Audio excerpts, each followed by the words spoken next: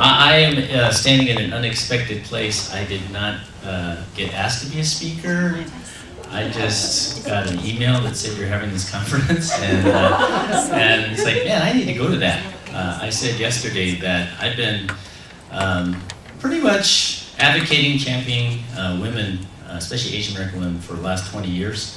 But it's been a while since I've been to a conference where so many Asian American female pastors and ministry leaders have come together, and I just felt like it would be important to marinate in all of your angst and brilliance. So, kind of an unexpected thing happened when I registered. I don't know if it was you that said, "Oh, since you're going to be here, would you like to actually be in the program?" So here I am. So I was asked to share how it is that I have come to be such an advocate for women in ministry.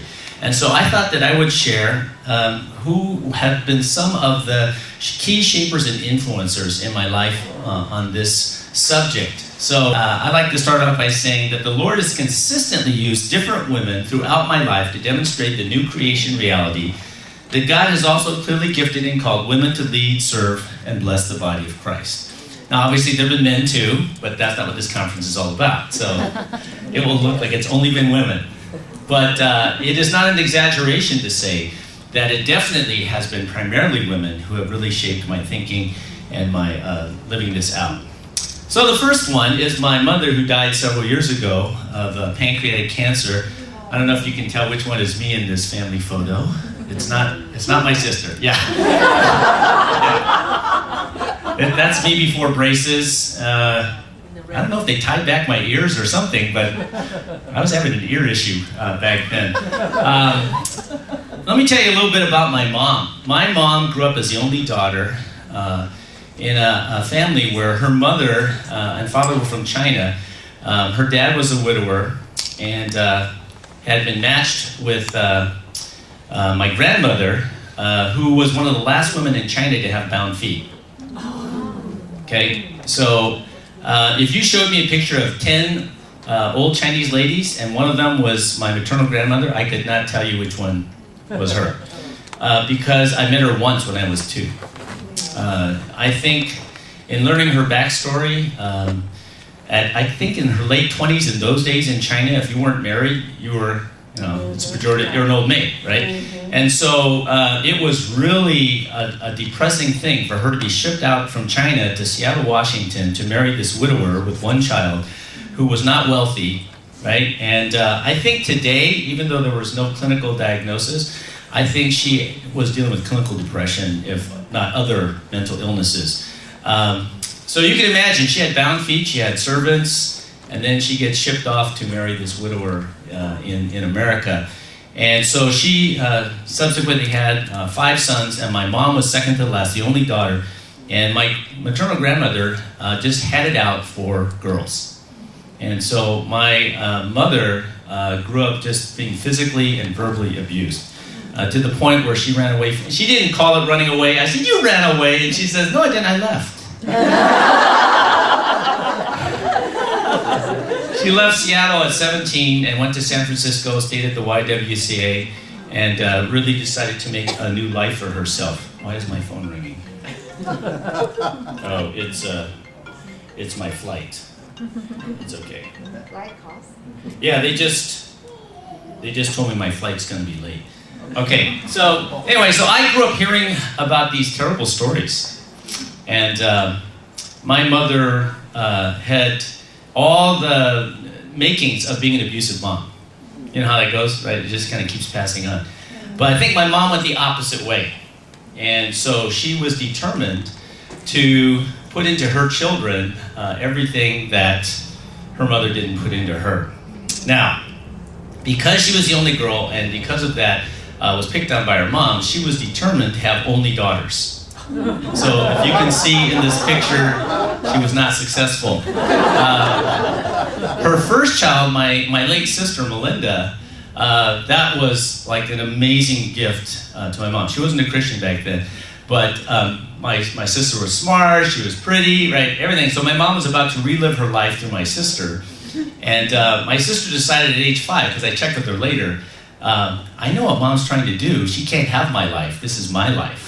Wow. And so she and my mom were never close, right? So when my mom 2 years later was pregnant with me, she was determined that I was going to be a girl too. So she only picked out girls' names. I found out later that if I had been a girl, I would have been Dorita, which I don't know where she got that name. The chip had not been invented yet. Yeah, Dorita, I don't know. If my next brother had been born a girl, he would have been Juanita. So we didn't even have a Mexican gardener, so I don't know what was going on with that. But here's the deal. The pediatrician that delivered me had delivered many Chinese babies before, and he knew that most Chinese families favor boys. And so he was so excited to announce to my mom in the delivery room, "You've got a boy." And my mom was totally bummed out.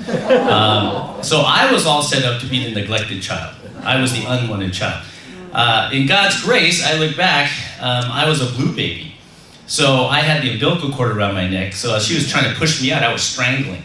So when I came out, I was lacking oxygen. And so in those days, they put you in an incubator. And my mom didn't get to bring me home for about 2 weeks. And again, this is the child that my mom did not want to bond to. But the doctor told her as she took me home, said, well, I think this is usually when everybody laughed. He's like, we don't know if there's been any brain damage. Obviously there has been. For all the time that he was denied oxygen in your womb, so you have to do these special therapies with him to just kind of make sure that everything's functioning correctly. So again, the grace of God in my life was very early, where my mom was put into a situation where the child she didn't want to bond to, she actually had to spend extra time with. And we became really, really close. I'm probably the most like her. And even though to her dying day she said she had no favorites. Okay. So now mother's like, oh, I love all my kids the same. Like, you're not telling the truth.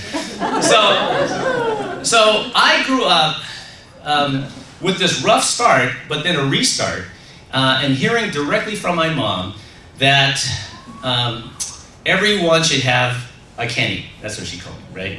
And she says, you can do anything you want. Now, at the time, she wasn't a Christian. And she decided to raise all of us boys to be potentially the President of the United States. We heard that all the time. And it's like, we're not speaking Chinese in our house because President of the United States cannot have an accent, right? The only time my parents spoke Chinese was to talk to my dad about the kids. And so I learned what Kai Doi means and all that stuff. Later, my brother and I learned German, and we talked about my parents. So it turned out as fair play. So my mom became a Christian in her late 30s. Now, a backstory.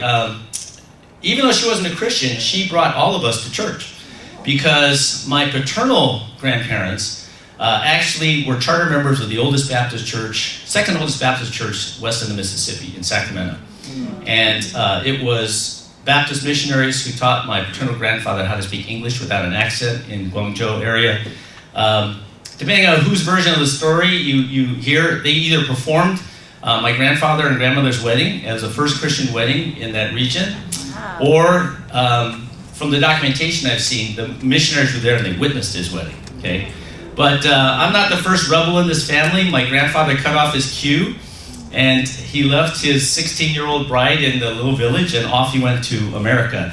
And because the missionaries had taught him to speak English without an accent, he was a translator, and he became part of this Chinese merchants grocery co-op, and he helped start the first Chinese Baptist church in Sacramento.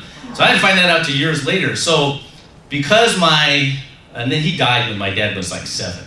So because my maternal grandmother was already going to that church, since my mom was married to the oldest son, right? So she started bringing all the kids to church. So that's, again, grace of God in my life. She became a Christian. Later on, all of us became Christians. But I was set up to be pre-med, right? All that kind of stuff. I don't know about other Chinese families, but we can get a lot of pressure, but if you're halfway intelligent, it's assumed you're going to go to med school. Yeah, or lawyer, but definitely med school. So it was a it was a great dating ploy when you're in high school. You haven't even applied, you haven't gotten to college yet, and you tell girls, especially Chinese girls, yeah, I'm going to med school. Like, oh. Your attractive quotient just went up like 100 points. So when I finished college, and I really felt like I wasn't going to go to med school, and in fact, that in spite of everything I had grown up not wanting to be, which was a pastor, I felt like God was calling me to be a pastor. And my mom, it was interesting because she had a lot of Asian American friends that were other mothers of my peers. And all their kids are going to dental school and med school and pharmacy school. So I was wondering how my mom was going to explain this to her friends, because they would have been aghast. And this is, again, the voice of my mom in my life. She said, if God can use someone like my son, that's better for God.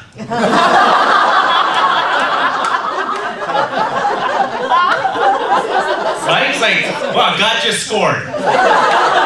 Right, so no matter what else someone else was saying about, oh, Emily, you must be so upset that your son, she's like, oh no, he could do anything he wants, but if God can use him, and it's like, that's just better for everything. Yeah, and so even though my father wasn't a Christian at the time, and he didn't approve, it was really the voice of my mother that has, set me forward. So I would say, sometimes, people say, oh, I think you're egotistical. I said, well, I always leave the door open for that. I said, but I think what you're mistaking is ego strength. Is like, I have this uncanny voice in my head that sounds like my mom, that says, like, I could do anything that I put my mind to. And now with God, especially when she became a Christian, she's just like, the sky's the limit, go for it, right? And so, she's been dead for 3 years, but that's the affirming voice that I know is God, but sounds awfully like my mom. Okay. So I ended up going to American Baptist Seminary of the West the first year, and then I transferred down to Fuller Seminary. And I was especially influenced and impacted on this issue by fellow Asian Pacific Islander female seminary students. One in particular was my study buddy, someone I met named Carolyn Yabuki, now Shimabukuro, and she was from Seattle. And I learned in college, I went to Cal, I learned in college that it's a wise move early on in the new quarter to find a student that can really spur you on to do more than you normally would. Carolyn was the kind of person, like, we'd be in the same class. First week of class, I'm now teaching seminary. First week of class is kind of a float week. There's not a lot to do. So we walk out of our, a joint class, and Carolyn's heading straight for the library to check out all the books for the first paper that's due in 6 weeks, right? And I want to go for coffee, yeah, right? And it's just like, right. So anyway, so Carolyn was a great influence on my life. If you walk by her Carol, she's got all the books already checked out in her Carol, right? So you have to check them out from Carolyn. So as we were talking about the issue of women in ministry, one thing that she and I talked about, and this is directly from her, has never left me, okay? And I was already very much in favor. My mom was a moderator of the church. I grew up seeing her serve communion along with the male deacons. So there was no problem in my mind about this issue. But Carolyn, I think God used Carolyn to give me some theological framing, okay? And I'm always looking for the simplicity on the other side of complexity. You've heard that phrase? So the first time, you think everything's really simple and you're just dumb. And then you start getting into the issue, like everything we've heard this week, right? And you hit the complexity. And you're like, how do I bring all this back home? Oh my gosh, my head is swimming. It's history, it's Hebrew, it's like all that kind of stuff. So Karen and I were talking, and she said, why live by the curse when we're called to live by the cross? Right? And I would sum up a lot of what you were teaching us. She says, why do people keep emphasizing Genesis 3? Right? And she's like, we're a new creation in Christ. And so we go back before the fall to God's original shalomic intention. And why aren't we, why do we keep emphasizing the curse, when it's about the cross, right?